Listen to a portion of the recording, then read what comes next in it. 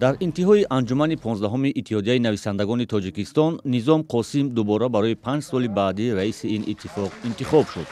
ӯ ягона номзади пешниҳодӣ ба ин мақом буд. Аммо дар оғози анҷуман Низом Қосим аз фаъолияти ин иттиҳодия, вазъи шеъру шоирӣ, насру нақди адабӣ ва корҳои анҷомдодааш ба сифати раҳбари он дар 5 соли гузашта гузориш дод. гузоришаш бештар аз пешрафту рушди адабиёт ва аъзои иттифоқи нависандагон буд. барои мо адибон муҳимтар он аст ки дар ин давра инсони нав ба вуҷуд омад, инсони замони истиқлолият, инсоне ки бо ин обу хок воқеан пайваст аст, таърихашро пос ва имрӯзашро азиз медорад, озодиву ободиашро вазифаи ҷонии хеш медонад ва ҳадафаш бунёди як ватани арзанда барои раиси иттифоқи нависандагони тоҷикистон интиқодҳои кӯчаке аз асарҳои бузургҳаҷми бархи нависандагон ва адами асарҳои тахайюлӣ ва асарҳои бачагона кард. қисми зиёди ашъори ватандӯстонаи солҳои охир дар қолабҳои ғазал, шеъри озоди нимоӣ, чаҳорпора ва рубоиву дубайтӣ эҷод шудааст.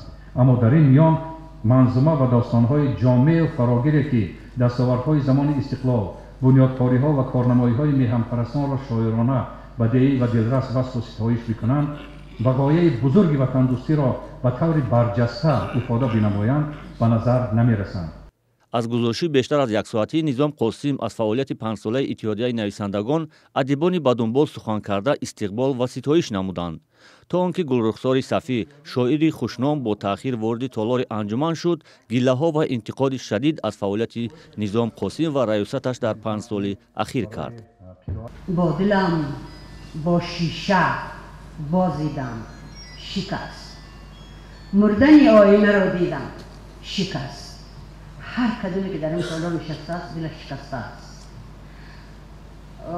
барои тарсондантон намегӯ, худам сахт метарсам. дуюми марти соли оянда 50 сол мешавад ки ман ҳамин ҷо дар ҳамин хона будам.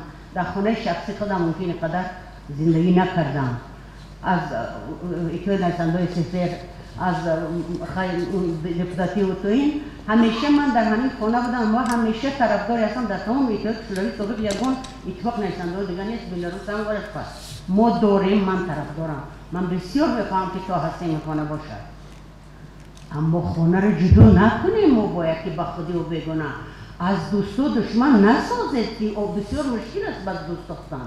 ҳеҷ кадом душман дӯст намешавад. لیکن در این جواب چیز دیگری هست که باید نظام چیز کنیم با همچین داخل شدن در کار نبود اتفاق نزنده بود. дар замони 5 соли раёсати Низом Қосим дар иттиҳодияи нависандагони Тоҷикистон 79 аъзои он фавтида 41 нафар аз ин созмони эҷодӣ ихроҷ шуданд. Гулрухсор дар суханронияш бо ишора ба он ки ҳудуд ва бархи биноҳои иттифоқи нависандагон ба тарабхонаву созмонҳо иҷора дода шудааст, аз кори раҳбарияти иттиҳодия интиқод кард. میگفتید یکگون کس مثل رئیس جمهوری ما شاید نویسنده‌ها دوست نمی‌دارم. باید از تحت دل دوست می‌دارم. واقعا دوست می‌دارم. بسیار سفر کردیم. من خیلی وقت سال‌های اخیر با من رئیس نمی‌بینه. من اون کسی نمی‌خوام شعر ما را گوش کنم. یک شعر اشتباه می‌خوام. خب من یک شعر اشتباه برای رئیس می‌خوام. با عشق تو انقلاب کردم امشب. غم‌های تو را کتاب کردم امشب. تا عشق تو را در دل من خواب برد. با دروی خواب کردم امشب.